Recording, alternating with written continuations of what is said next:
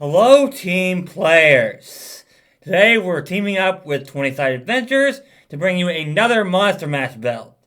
This time we're talking about the Harrower, an Oracle build. This build is all about avoiding terrible fates for you and your party. So for this build, we're going to be using the Lore Oracle Mystery. I happen to really like recall knowledge, and knowing stuff like that is going to help us avoid terrible fates for our party and ourselves. Because the more we know about a creature, the easier it will be to take it down. So for our lore mystery, our revelation spell is going to be Brain Drain. This spell deals mental damage and allows us to make one recall knowledge check using the target skill modifier for recall knowledge in one skill of our choice. We also become trained in occultism and one lore skill of our choice. Which one you pick here is going to depend on your campaign. Plain and simple. We also gain the Whispers of Weakness class feats. So we learn the weaknesses of one creature within 60 feet, and whatever saving throw is the lowest for them. We also get a bonus on our next attack roll against that creature or skill action with the attack trait. However, that last part does not matter at all. What matters is learning the weaknesses of the creature and their lowest saving throw, which is definitely going to help this party, as it will tell the party exactly what abilities they need to use on this creature. However, we do also gain the Curse of Torrential Knowledge. So we gain a penalty on perception and will saves equal to our curse bound value. And if we ever get to curse bound 4, we can't communicate with our allies at all, whether by speaking, using linguistic effects, or any other way, including things like sign language. But we can still cast spells. We're just Stupefied 1. We never want to get to Curse Bound 4 with this build.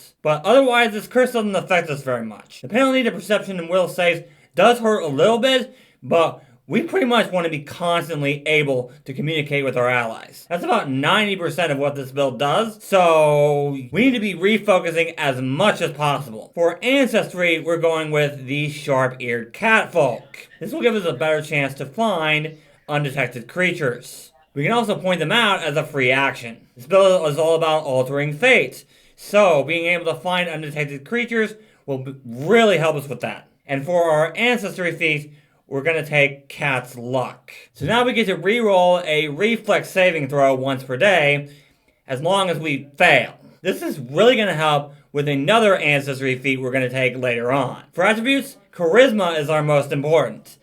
Not only for spells, but also we want to be the face of the party in this build. So that's really going to help. We need Dexterity for defense and Intelligence and Wisdom for those recall knowledge checks. For skills, we are the healer of the group, so medicine is going to be super important. We're also going to need intimidation since we're charisma based, and other charisma skills might help as well, especially diplomacy. For level 2, we can't be a harrower without the Harrower dedication. You become trained in occultism and fortune-telling lore, as well as gain the harrowing ritual. I'm not going to go into huge detail here, but basically you draw a card from the Harrow deck.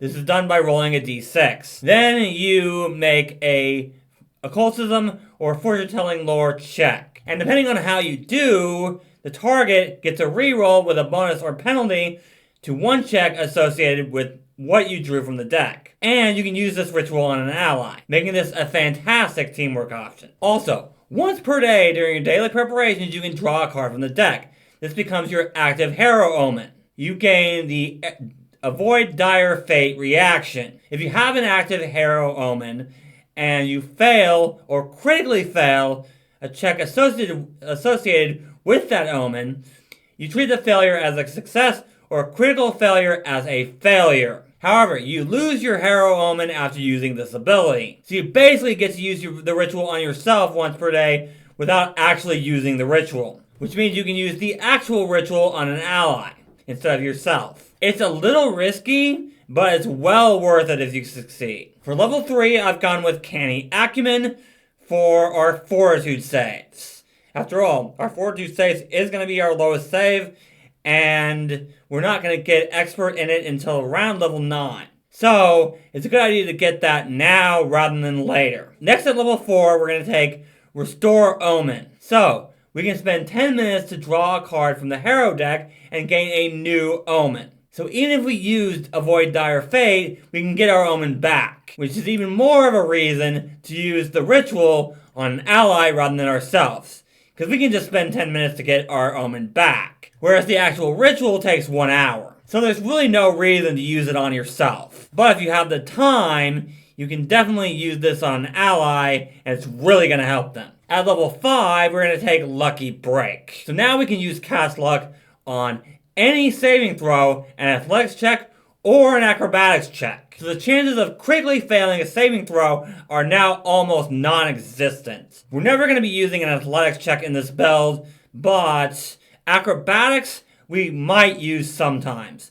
But most of the time, you're going to use this to help out with a saving throw. At level 6, we're going to take Benevolent Spirit deck. So, we can give ourselves or one ally within 30 feet an AC bonus and resistance to one type of damage depending on what we drew from our Harrow deck. We can sustain this for up to 1 minute or until we no longer have an active Harrow Omen. Once this effect ends, we do lose our Harrow Omen. This is even more of a reason why Restore Omen is so important, as we can just get our Omen back in 10 minutes using that. Which means you can keep using this as it comes up. At level 7, of course, we're going to take Toughness, because more HP is always helpful, no matter what. Toughness is one of those general feats you should always take. At level 8, we're going to take Raid Disaster. So we can spend 10 minutes to gain the effects of Augury, except that any result of good comes back as nothing, and any result of mix comes back as bad. And if we're legendary in religion, we can use this feat in 1 minute. Having the knowledge of bad stuff coming up is actually pretty nice.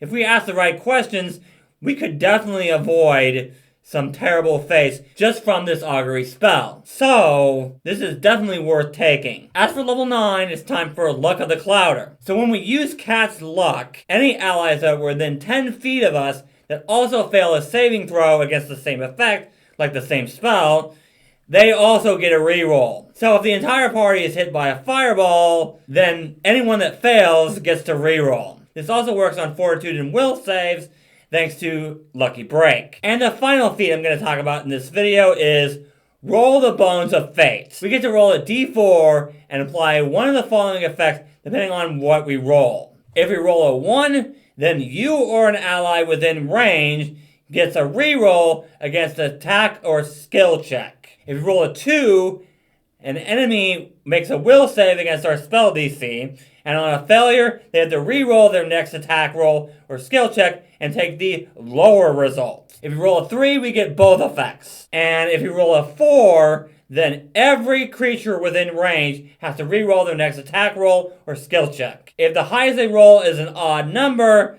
they take the lower result. If they roll even, then they take the higher result. So you really want to roll a 3, but rolling a 4 could be good or really bad, depending on how people roll. You can use this once per 10 minutes, but you may want to use it sparingly because things get really bad if you roll a 4. For spells, you're mostly going to want to take divination spells to help you use your Alter Fate abilities more effectively. You're also going to want heal and harm spells. You will need at least some harm spells because my Headless Knight is a ghost, which means he's going to get healed by harm spells. Obviously, if you have free archetype, you'll want to take your Harrower feats on that side, and then take more Oracle feats on the other side, the main side. As for other archetypes, Eldritch Researcher might be good here if you want more help with Recall Knowledge. You might also go with Sorcerer for more charisma-based spells,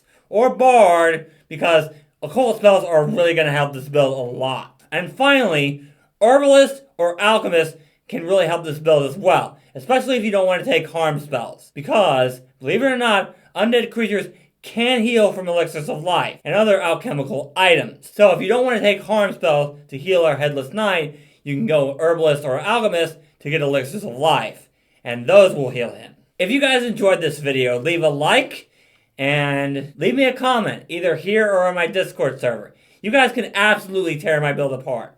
I'm not perfect, and you'll definitely want to stay tuned for more Monster Mash videos. If you want a path builder for this build, or my Monster Mash videos early, you can check out my Patreon page. And make sure you check out 20-Sided Adventures channel for more Monster Mash videos, including a Banshee Oracle build if you don't like this one. And I do want to thank Geared Up for this character idea. So go check out his channel as well. Links to all those are in the description below. If you want a build that will help out this one, you can absolutely check out my Headless Knight video right here on screen. Thank you guys so much for watching. And remember, teamwork is vital. It helps us solve problems.